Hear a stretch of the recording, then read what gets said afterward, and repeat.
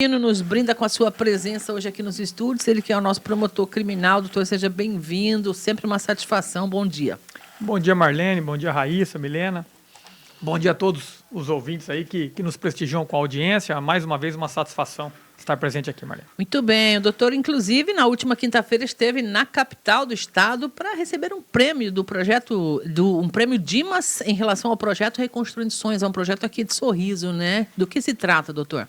Marlene, é um projeto, na verdade, do Ministério Público do Estado de Mato Grosso, liderado pela Procuradora de Justiça, a doutora Josane, em que aqui em Sorriso nós implementamos o projeto no Centro de Ressocialização aqui de Sorriso, no CRS, e já estamos na segunda edição, na segunda turma, evidentemente numa comunhão consciente de esforços, uma parceria junto com os policiais penais, com os profissionais, multiplicadores, psicólogos, né, em que são selecionados determinados presos, foram selecionados determinados presos, de acordo com boa conduta, o comportamento, para que eles pudessem participar desse projeto, né, para que participassem de encontros aí, para que entendessem aí os valores, o sentido da vida, a ressignificação, os valores de família, sociedade, a boa convivência, para que possam, de alguma forma, refletir sobre o erro, para que não volte a praticá-lo, não repita o mesmo erro, e também numa segunda etapa, numa formação profissional. E aqui eu já quero deixar um abraço aqui ao diretor do CRS, o Castro, também a psicóloga Maraísa,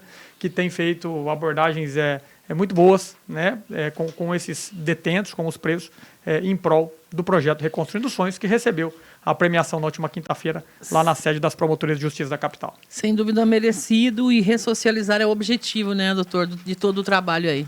Também, a ressocialização, a recuperação é um dos objetivos. Também é punir, também é prevenir, também é ressocializar. Doutor, o convite feito ao senhor a princípio visava falarmos um pouco sobre recentes mudanças nas leis aí, penalizando com mais força o crime de feminicídio, que agora é um crime autônomo, inclusive no Brasil. Então eu gostaria que o senhor nos explicasse o que mudou nesta lei e o que isso representa na prática do dia a dia para a nossa comunidade. Pois bem, Marlene, o feminicídio, na verdade, ele continuou com a mesma adequação. Mudou a topografia, mudou o endereço da definição legal, por assim dizer. Porque Perfeito. Até então, nós tínhamos o feminicídio como uma qualificadora do crime de homicídio. Uhum. Então, matar alguém de 6 a 20 anos, e se matasse uma mulher por razões da condição de sexo feminino, ou seja, o feminicídio, a pena iria variar, portanto, de 12 a 30 anos, uma qualificadora.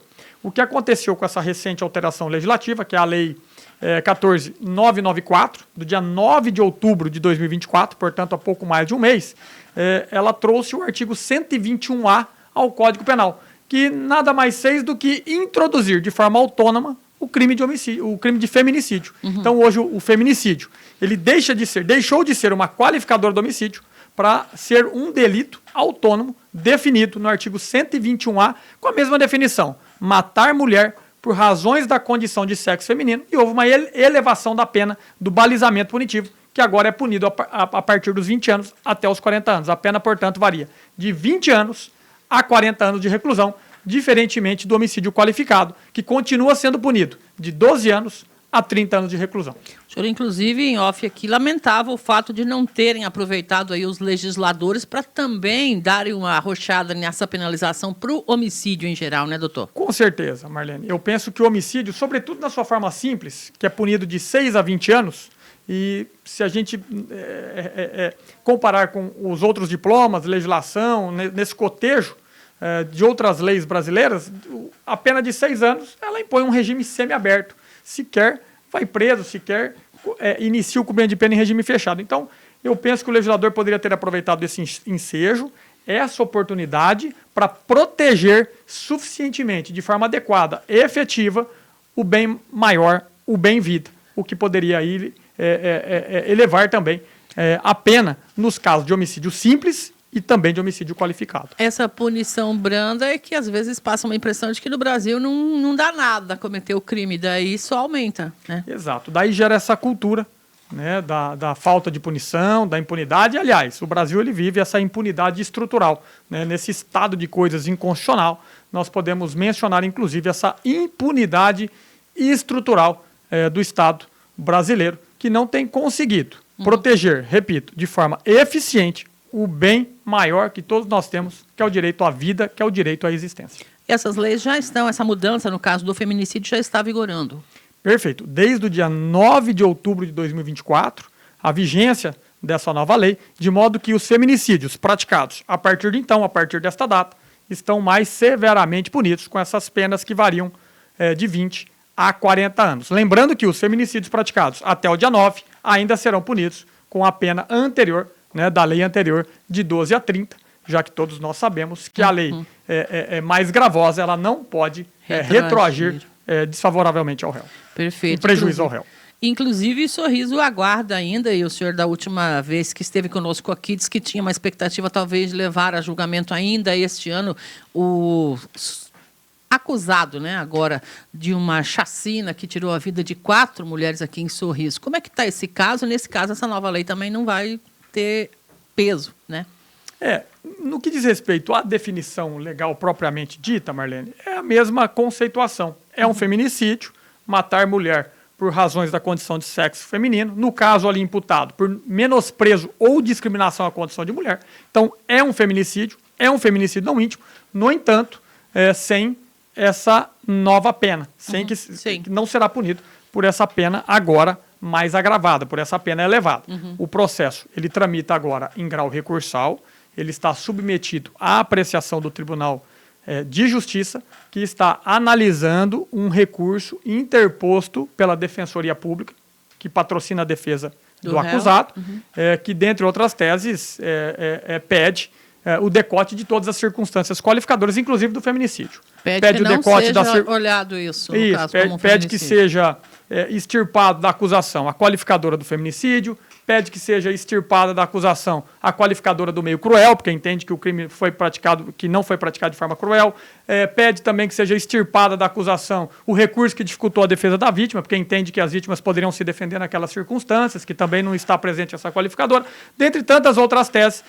Resumidamente, pede que seja um homicídio simples, aquele punido de 6 a 20 anos. As penas seriam somadas, mas isso iria derrubar grandemente o número de anos, digamos assim. Com certeza, e por um período pequeno de tempo de prisão em regime fechado, logo ele já seria posto em liberdade uma progressão de regime em regime semiaberto. Por enquanto ainda podemos dizer seria, porque isso não está nada definido, né? A gente precisa deixar isso bem claro para quem nos ouve, né, doutor? O tribunal, assim, para que fique bem claro, Marlene, nós promovemos uma acusação justa, adstrita aos termos da prova, nós não temos dúvida nenhuma da perfectibilização da ocorrência de todas as circunstâncias qualificadoras, inclusive o feminicídio. Não há dúvida nenhuma de que aquelas mulheres foram todas surpreendidas pela madrugada por esse agressor, por esse macho violento, por esse homicida, por esse estuprador. Não temos dúvida nenhuma de que o crime foi praticado com crueldade, com requinte de crueldade, aumentando inutilmente o sofrimento dessas mulheres.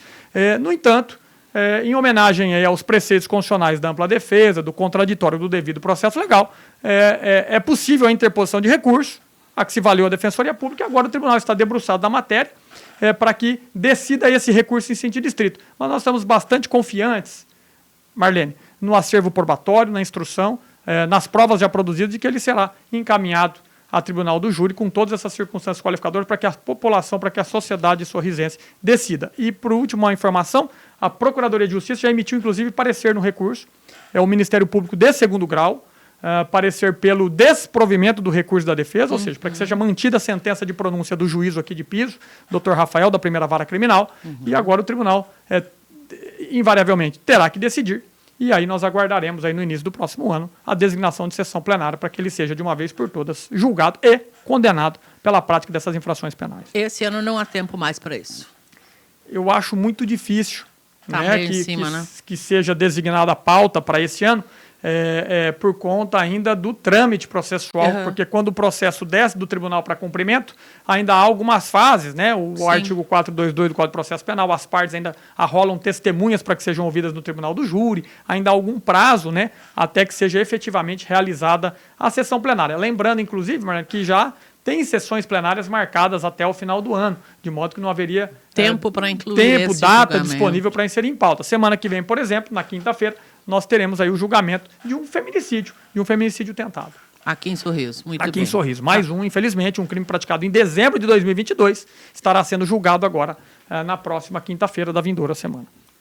Doutor, por um lado, a gente fica bastante, assim, pensando de uma forma assim, positiva, né, de que essas leis estão mudando, estão melhorando, mas, ao mesmo tempo, a gente fica assim, um tanto quanto decepcionado, porque a gente sabe, né, a gente sabe como que tramita a lei, mas, assim, eu vejo que, até recebi mensagens aqui pelo celular, das pessoas dizendo assim, que pena, né, que num caso como esse, né, que foi uma tragédia, em que essas 4 mulheres acabaram sendo assassinadas, a lei não vai poder atingir, né, esse agressor. Infelizmente, a lei não vai ser de forma retroativa, né, digamos assim. Por força da Constituição, e é muito boa a ponderação do ouvinte, a quem houver escrito a mensagem, Milene, no sentido de que a lei penal, por força do artigo 5º da Constituição, ela não pode retroagir, a não ser em benefício do réu. Como houve uma elevação da pena, isso é desfavorável ao agente, é desfavorável ao acusado, de modo que, nesse caso, portanto, ela não poderá retroagir, aí é irretroativa. No entanto, a lei do feminicídio está presente no caso, mas não com a pena agora mais severa, por força aí do mandamento constitucional. Sim, que já está praticamente provado que foi o autor do crime, né? O senhor quer falar algo a respeito disso, doutor? Eu não vou colocar o áudio no ar para a gente ganhar tempo, mas o que o cidadão disse foi isso. E nós é que temos que pagar para alguém defender esse sujeito.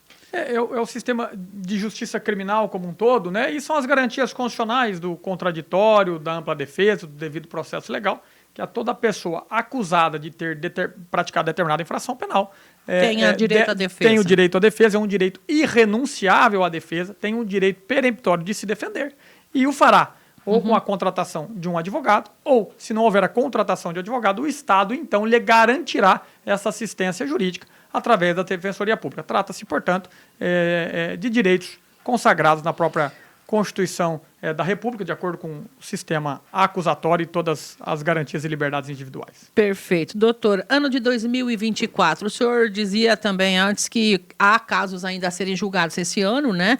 E foi um ano também de julgamentos pesados aqui em Sorriso. Teve algumas situações, né, bastante complexas que foram a julgamento, a promotoria conseguiu resultados. Como é que o senhor avalia o ano e o que o senhor gostaria de dizer à nossa comunidade sobre esse tema?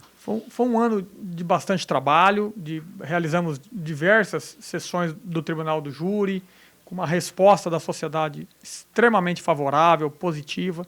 A sociedade de Sorriso tem dado mostras, Marlene, essa é a grande verdade, de que, enquanto membros de um contrato social, estão comprometidos com a distribuição da justiça, com a concretização da justiça e com a defesa intransigente da vida no combate à impunidade. A sociedade de Sorriso tem se mostrado bastante solidária, consciente com a defesa dos valores mais caros de uma convivência social. Então, o senhor considera que o ano foi positivo, como era de se esperar, bastante trabalho por parte da promotoria? Com certeza. Casos emblemáticos, inclusive, foram julgados esse ano. Eu registro aqui o caso da Ramira, da mãe, que matou o próprio filho, o pequeno Brian, depois esquartejou os membros superiores e inferiores, foi a julgamento esse ano também, foi julgada, condenada, sentenciada.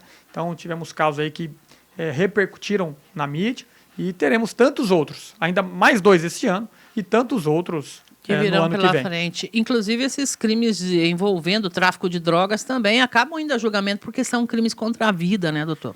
Evidentemente que se praticados nesse contexto, né? Nós fizemos semana passada, por exemplo, Marlene, um crime de homicídio em que o contexto era o tráfico, era um desacerto de drogas, né? A grande verdade era um desacerto, aí daí é o desentendimento, e a partir daí a prática do homicídio. Por conta desse desacerto aí, por questão de só menos importância, uma fração pequena de droga, banalidade, é a vida, né? Sendo tratada com muita banalidade, sem valor, de forma totalmente desproporcional, né? Ação desproporcional. Então, nós julgamos o último julgamento da semana passada, envolveu aí, tinha por pano de fundo um desacerto de droga que acarretou na morte, no assassinato da vítima. Serviço que não para o ano que vem também já começa pesado, então. O senhor acredita que esse caso das 4 mulheres da chacina seja julgado no início do ano? Inclusive, uma ouvinte manda aqui quais seriam os possíveis argumentos de defesa para um cidadão que fez aquilo ali. É difícil colocar. Marlene, nós estamos preocupados, e como sempre estivemos, em reunir as provas, em promover uma boa instrução, em deixar tudo aclarado, no sentido para que o jurado não tenha nenhuma dúvida qual o sentido decidir. Nós estamos sempre preocupados com as regras constitucionais, com os prazos processuais e com a imputação justa, adequada, proporcional, para que o réu seja punido, como deve ser, diante de tanta prova, desse arcabouço probatório de acordo com a legislação. No caso deste sujeito especificamente, até anotei aqui para não esquecer de perguntar, ele tem 2 crimes anteriores, pelo menos citados pela mídia contra si, um deles em Goiás e o outro, acho que aqui em Lucas do Rio Verde. Isso pesa nesse julgamento do caso de Sorriso, doutor? Como é que é essa situação? O senhor tem algum conhecimento desses outros casos? Sim, ele praticou um crime de latrocínio no estado de Goiás, um crime doloso contra a vida, um homicídio tentado com delito sexual também conexo na cidade de Lucas do Rio Verde, pouco tempo antes da prática dos homicídios aqui em Sorriso. E ele será julgado no estado de Goiás, será julgado em Lucas do Rio Verde e será julgado aqui em Sorriso. Haverá julgamentos em cada local da prática criminosa. Isoladamente considerados. Aqui em Sorriso ele será julgado pela prática desses delitos contra essas 4 mulheres naquele contexto aqui de Sorriso, na residência, da forma como ele está acusado. Em Lucas do Rio Verde ele será julgado pelo crime praticado lá e em Goiás pelo crime praticado no estado de Goiás. Evidentemente que o reflexo será na execução da pena, porque as penas serão somadas, elas serão, elas sofrem esse cúmulo material. Então, se ele for condenado no estado de Goiás a X anos, Y em Lucas e outra quantidade de anos aqui em Sorriso, será tudo somado aí para efeito dos benefícios da lei de execução penal. Quando somar tudo e condenado nessa forma toda proposta, evidentemente que nós esperamos que ele permaneça preso aí os 40 anos de prisão, que é o tempo máximo previsto em lei. Depois dos 40 anos, ele deve ser automaticamente posto em liberdade. Aí não tem o que fazer no caso. Porque somando todas as penas, as frações, né, para progressão, quando as penas são muito elevadas, as frações de 50%, 55%, dependendo agora da reforma do feminicídio, enfim. Não alcança mais, não sai mais em liberdade sai antes condicional. Dos 40 anos, exatamente. Isso é importante também para que a gente tenha segurança no caso de um elemento capaz de fazer o que esse sujeito fez, né, doutor? Não dá para confiar que vá se redimir, que vá melhorar. É muito difícil pensar isso, né? Esse cidadão é perigoso. Perigoso. Tem Matador de mulher, abusador, homicida. Perigoso. É perigoso para a sociedade. Falar em perigoso, tem um outro caso que também, quando fala em Sorriso, lembra facilmente o cidadão que arrancou o coração da tia e virou uma polêmica esse ano, que ele seria ali posto em liberdade ou iria para uma unidade hospitalar. O senhor tem conhecimento desse caso, alguma coisa, doutor? Ali é um caso um pouco diverso. Eu não atuei no caso. Foi um crime praticado, eu não era ainda o promotor de Sorriso, eu estou aqui desde o dia 30 de agosto de 2020. Eu assumi a 2ª Promotoria de Justiça Criminal no dia 30 de agosto de 2020 e estou titular dessa promotoria desde então. Então é um caso pretérito, mas ali foi reconhecida a inimputabilidade. Doente mental. Doença mental, de que ele não entendia o que estava fazendo. Exatamente. E aí ele pode realmente ir para uma unidade hospitalar. Porque aí trata-se de absolvição imprópria, né? É uma condenação com imposição de medida de segurança, aí não é pena. Aí o tratamento é diverso. Aí não é pena, é medida de segurança. Porque tem 2 tipos de resposta, para deixar claro para o ouvinte. 2 tipos de resposta por parte do Estado, que nós chamamos de sanção penal. Sanção penal é o gênero, comporta 2 espécies. Pena, que é prisão, e medida de segurança, que é internação em hospital psiquiátrico ou tratamento ambulatorial. Muito bem. Que é o caso mencionado, Marlene. Diga, Mirella. Falando desse assunto, né, desse rapaz que assassinou a tia, volta e meia a gente recebe muita informação e muitas sugestões, inclusive aqui na Rádio Sorriso, justamente por conta de que agora não pode mais internar, né? Quando ele não pratica nenhum outro crime, é responsabilidade da família. Em casos, por exemplo, de esquizofrenia e outras doenças mentais mais graves, que antes tinha os locais que o pessoal, a família... mandava para ser internado, e hoje não tem mais, né? E aí acaba colocando em risco a sociedade também por conta que geralmente só toma uma providência após acontecer uma tragédia.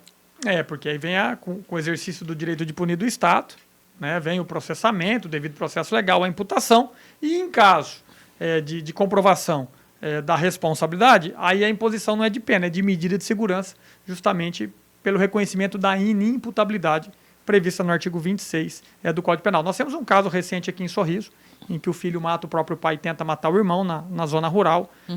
Penso que deva ter sido noticiado também na imprensa, largamente, em que está lá pericialmente comprovada a inimputabilidade, no sentido de que não compreendia o caráter ilícito do fato e nem de determinar de acordo com esse entendimento. É assim que vem a redação do Código Penal. No caso da preocupação, quando há o risco, como a colega citou, doutora, é possível que a justiça tome alguma medida, precisa ser provocada, e de que forma isso seria feito para evitar? Por exemplo, não pode internar, tem que tratar em casa, mas é uma pessoa perigosa. Nós temos que tomar cuidado, Marlene, de acordo com cada caso, porque assim, há casos que permitem sim a intervenção do Estado, a intervenção uma internação hospitalar, no caso. Uma questão de saúde pública, uma questão de saúde individual. Certo. Então, evidentemente que o Estado deve ser acionado para garantir esse tratamento efetivo, seja por internação, um tratamento internativo, ou então um tratamento médico, um tratamento ambulatorial. Perfeito. Doutora, a gente... Claro que sempre com o apoio da família, evidentemente. Sem dúvida. A gente agradece a sua vinda, nosso tempo vai se esgotando, e eu gostaria de deixar os minutos aí para o senhor também fazer as suas considerações, falar com a nossa comunidade, o que mais é importante para o senhor para dizer nesse momento.